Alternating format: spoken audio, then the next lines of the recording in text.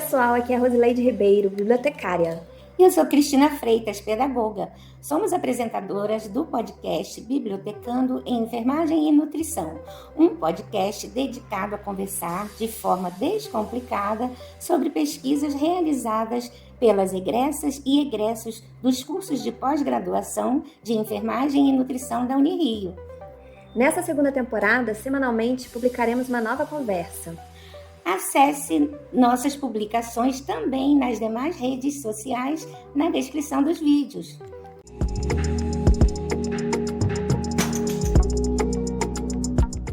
Olá, sejam bem-vindos a mais um podcast Bibliotecando em Enfermagem e Nutrição. Neste episódio com mais uma entrevista. Eu sou a Rosileide Ribeiro e o autor a ser entrevistado dessa vez é o João Osório Rodrigues Neto. Hoje nós falaremos sobre a pesquisa desenvolvida pelo João e o título da tese é Deficiência de vitamina A na segunda metade do século XIX, 1850 até 1899, uma doença de crianças escravas. Essa pesquisa de doutorado contou com as orientações do professor Carlos Alberto Bastos de Maria, junto ao programa de pós-graduação em Enfermagem e Biociências. João, seja muitíssimo bem-vindo. Muito obrigado, Rose. Estamos aí. O que for preciso, a gente faz. Isso aí. Vamos lá. João, qual foi o tema da sua pesquisa? Então, eu adoro história e eu queria fazer uma pesquisa sobre história que contribuísse, de alguma forma, para enriquecer a história da medicina. Então, o professor de Maria, que é da Unirio, ele trabalha com vitaminas, principalmente. Ele tem, inclusive, livro publicado. Então, ele me sugeriu que esse oftalmologista, Gama Lobo, que era professor da Faculdade de Medicina do Rio de Janeiro, na época do Império, descreveu um quadro que hoje a gente sabe que é um quadro de deficiência de vitamina A, em crianças, e ele diz na pesquisa que ele só teria encontrado essa doença em crianças escravizadas. Então, partindo desse trabalho do professor Gama Lobo, que publicou isso em 1865, a gente então partiu para pesquisar a deficiência de vitamina A, e principalmente nas pessoas escravizadas, para ver, e aí o professor sugeriu uma coisa que agravou muito mais a pesquisa, em 3 cenários econômicos diferentes, porque o professor Gama Lobo focou a sua pesquisa exatamente no latifúndio cafeicultor do Rio de Janeiro. Então a gente queria saber se outros cenários do Brasil Império também tinham essa prevalência dessa doença carencial entre as suas populações escravizadas. Foi isso o mote da pesquisa. Então, vamos lá, dando prosseguimento a essa lógica de entender a sua pesquisa. João, quais foram os motivos que levaram você a escolher esse tema histórico sobre a escravidão como objeto de estudo? Então, a leitura do trabalho do professor Gama Lobo acho que foi fundamental. Nessa época, depois de 1865, os abolicionistas faziam lobbies nas universidades do Rio de Janeiro, exatamente para se contrapor à sociedade escravocrata de então.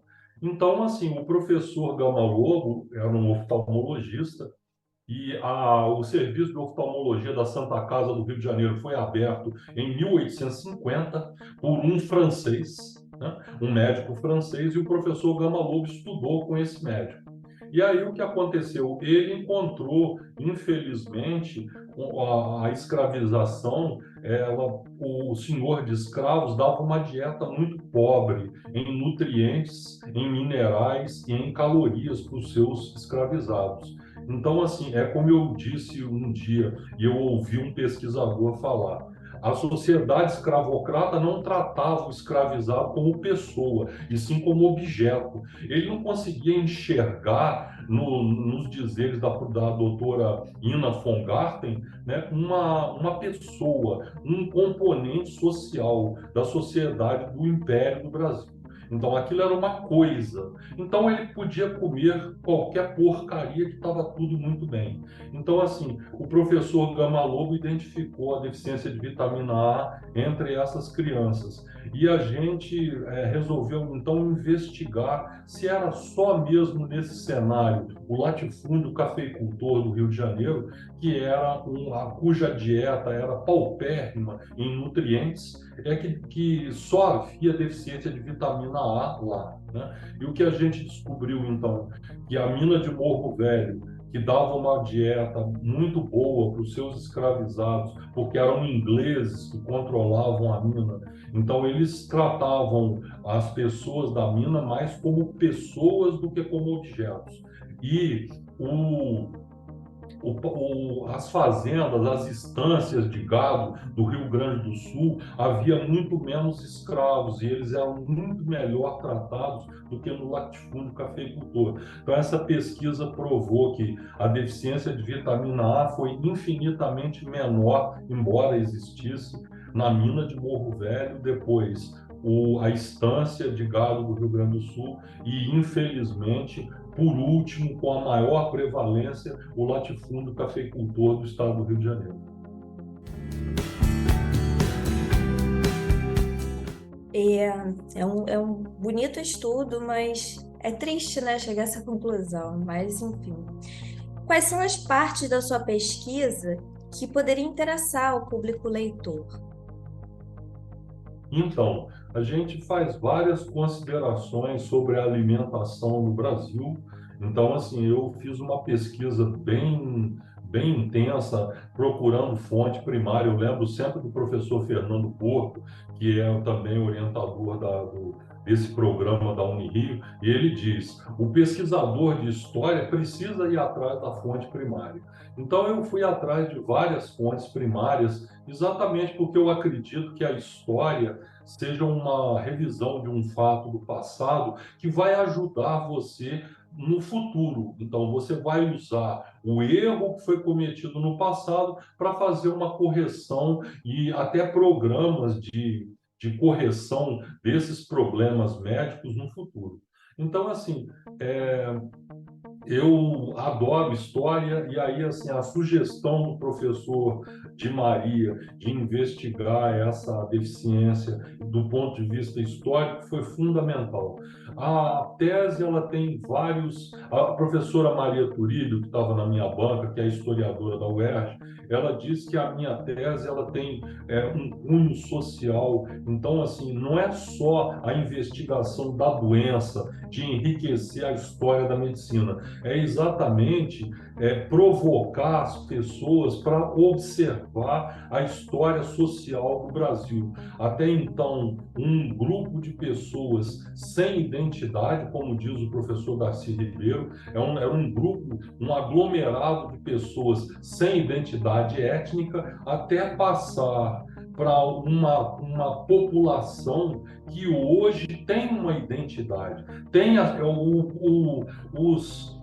pesquisa consegue identificar as contribuições de todos os agentes para o que nós conhecemos hoje como país. Então, outro dia eu vi um trabalho de uma linguista e ela diz o seguinte: no tempo do Camões, que ele escreveu do Caminha, que ele escreveu a famosa carta ao rei, a carta de Pero Vaz de Caminha, se falava o português como é feito hoje no Brasil, um português sonoro. Então essa senhora é linguista.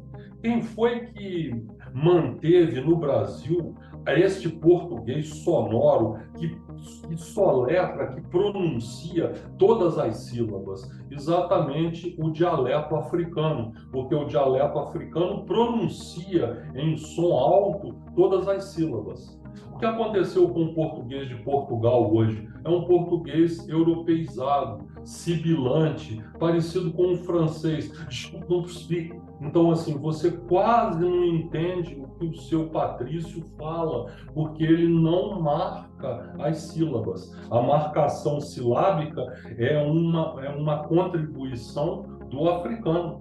Então, estas são coisas que você só sabe se você observar o passado. né? Então, ela gastou anos, ela deu uma entrevista num podcast dizendo que ela fazia 20 anos que ela pesquisava a língua do dialeto africano que chegou na Bahia. Ela é baiana, da Universidade Federal da Bahia. Então, ela chegou a essa conclusão, que hoje nós falamos esse português sonoro, diferente dos nossos patrícios portugueses, porque a gente mantém aquela marcação silábica sonora do dialeto africano. Então, hoje nós temos uma identidade cultural baseado nos 3 elementos formadores da nossa etnia: o índio, o português e o africano.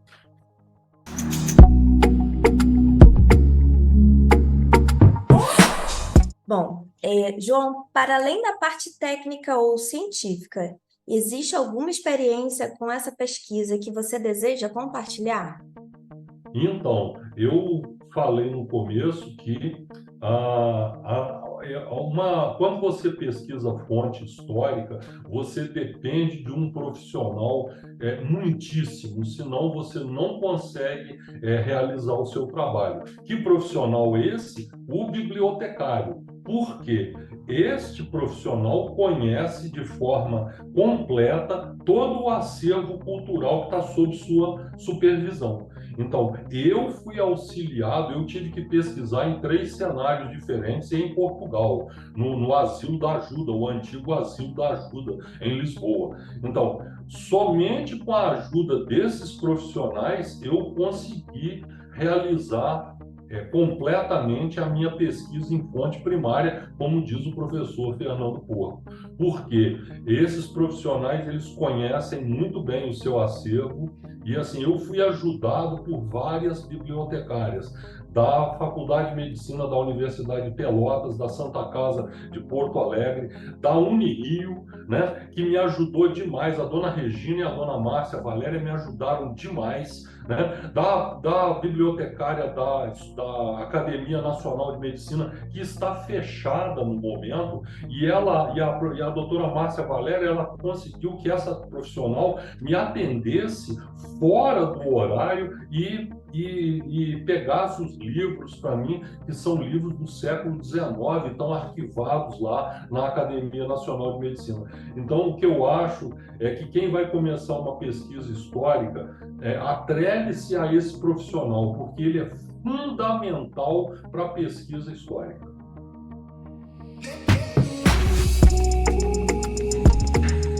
A gente só agradece, tá, Osório, por falar da gente um pouquinho, das bibliotecárias.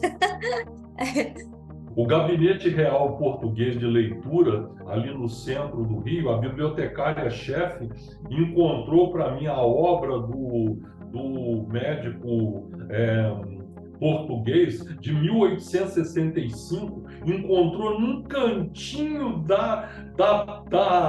como se diz assim, quem conhece o Real Gabinete Português de Leitura sabe o quanto ele é antigo. Ele foi fundado por João VI, então todo mundo sabe o quanto ele é antigo. E ela encontrou a obra do professor João Mendes, um oftalmologista português de 1865, num cantinho da terceira etapa da biblioteca. E isso foi fundamental para a minha pesquisa. Quer dizer, ela poderia ter dito: João, eu não estou conseguindo encontrar. No entanto, ela botou aquele senhor que fica lá junto com ela, o arquivista, para procurar. Ele demorou uma meia hora e encontrou o trabalho do professor João Mendes, um oftalmologista português, que só havia no Real Gabinete Português de Leitura. Então, eu só tenho a agradecer a esses profissionais. O que eu deixo para todos os pesquisadores do futuro que vão trabalhar com história falem com esses profissionais, porque eles conhecem muito sobre o acervo e sobre as fontes primárias.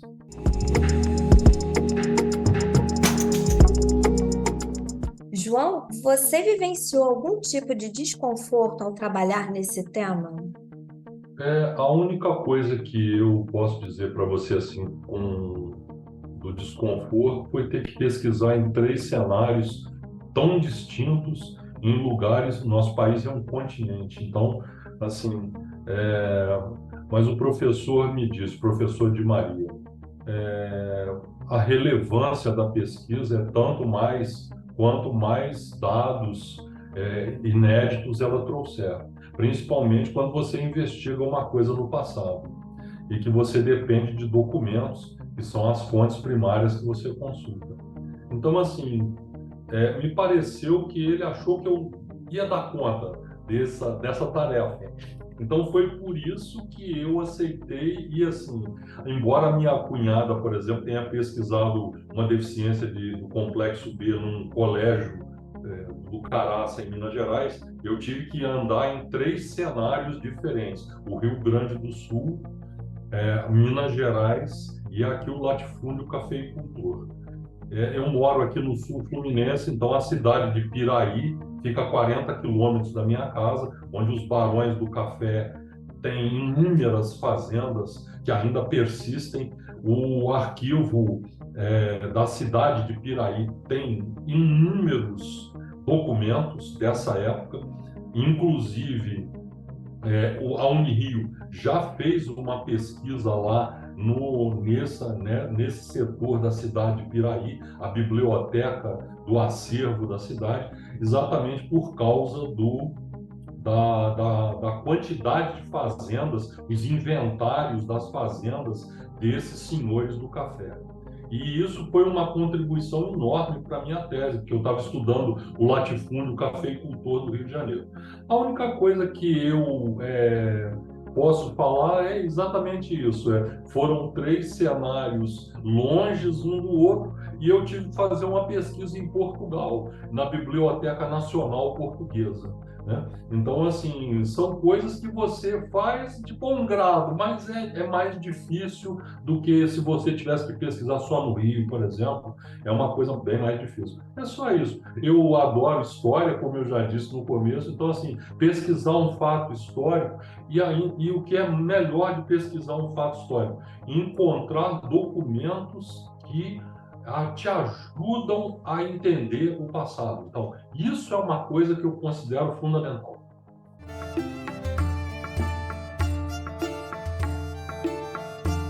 Encontrar os documentos é a melhor coisa, né? Às vezes é quando não encontra, né? Enfim. E, João, como é que você pode resumir a importância do seu trabalho para a sociedade? Então, a gente estava até pensando exatamente isso, né?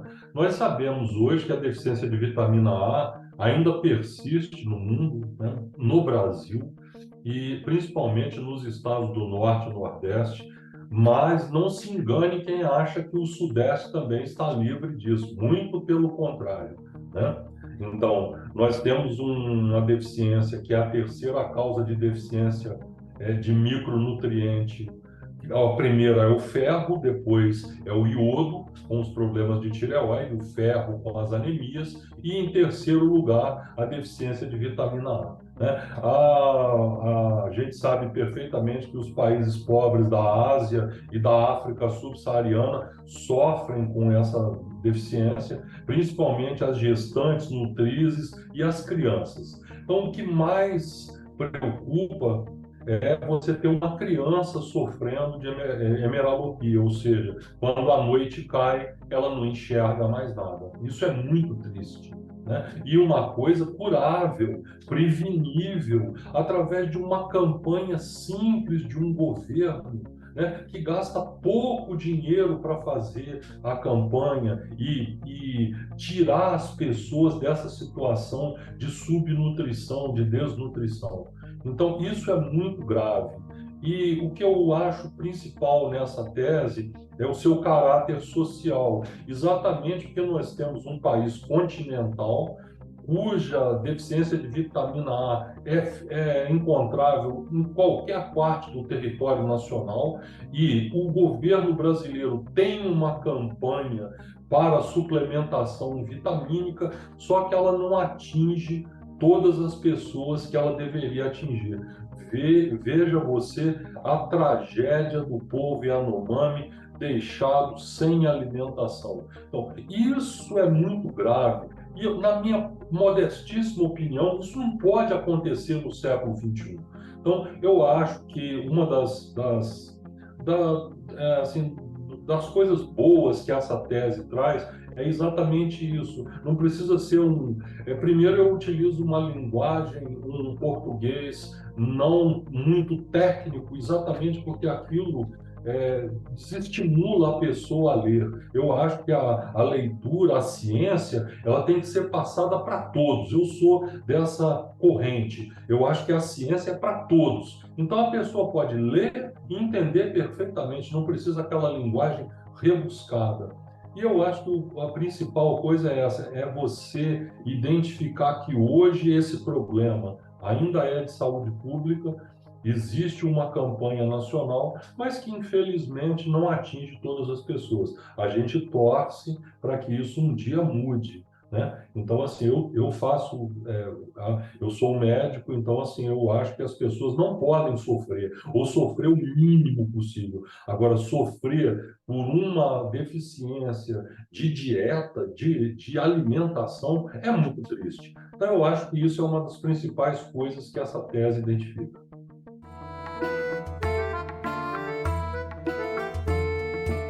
É muito vergonhoso, né? No século XXI ainda padecer, a sociedade brasileira padecer de problemas da época da escravidão, enfim. E até muito antes dela, né? Então, assim, a tese levanta exatamente isso, né? A hemeralopia, a cegueira noturna, por deficiência de vitamina A, é uma doença ancestral. E, assim, o que a gente vê nos países europeus ricos, essa doença praticamente desapareceu. Então, assim, a gente não tem... fica pensando exatamente isso, é uma vergonha, é isso que você colocou, né? É uma vergonha para um governo deixar o país sem um olhar geral, um olhar da pessoa, olhar para a pessoa, para aquilo que ela necessita. Infelizmente, isso não acontece, não é? Muito triste.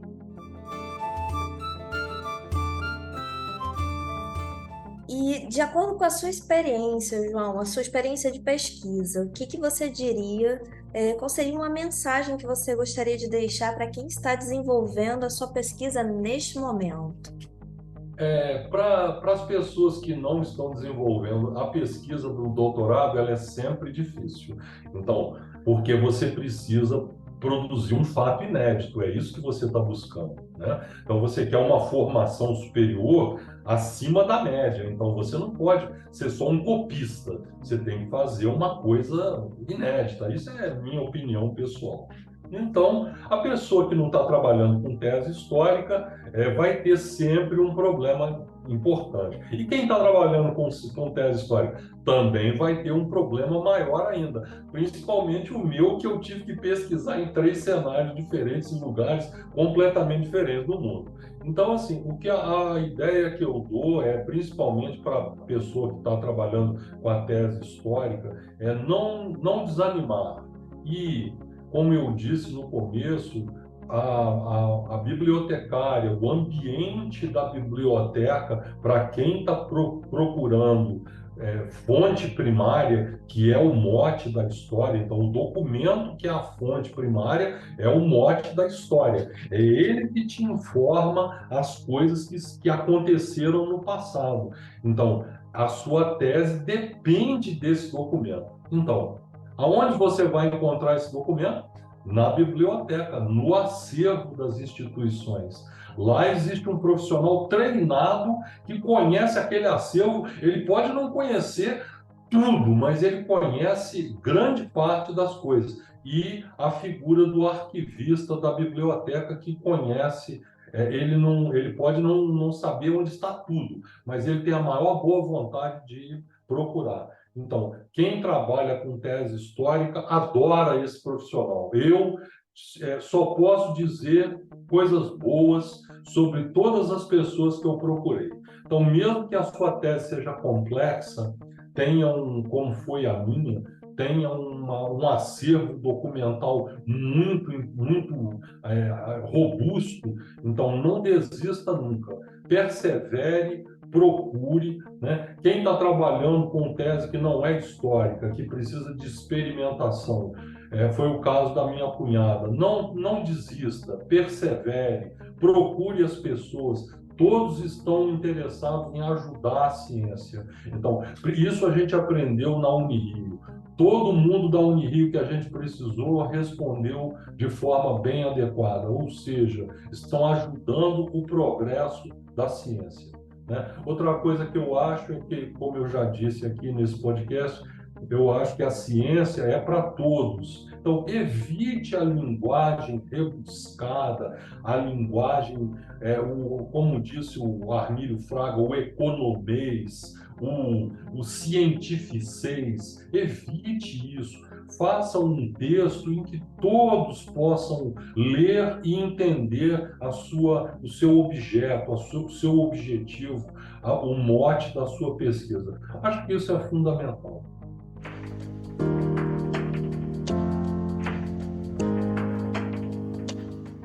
João Osório, agradecemos muitíssimo a sua participação, a sua presença, a sua pesquisa e espero que você também tenha gostado de participar do podcast. Nossa, Rosa, eu amei. Muito obrigado por tudo. Foi uma honra falar com você nesse dia de terça-feira. Para mim é uma forma de divulgar a ciência. Eu acho isso uma iniciativa fantástica das bibliotecas da Unirio. Eu acho isso fantástico. Foi muito bom, eu agradeço demais. Agradecemos. E se você quiser consultar a tese do João Osório, consulte o site da biblioteca, consulte pelo repositório institucional Horus. Lá você vai ter acesso a essa grande pesquisa e está disponível na completude do texto. Obrigada, João.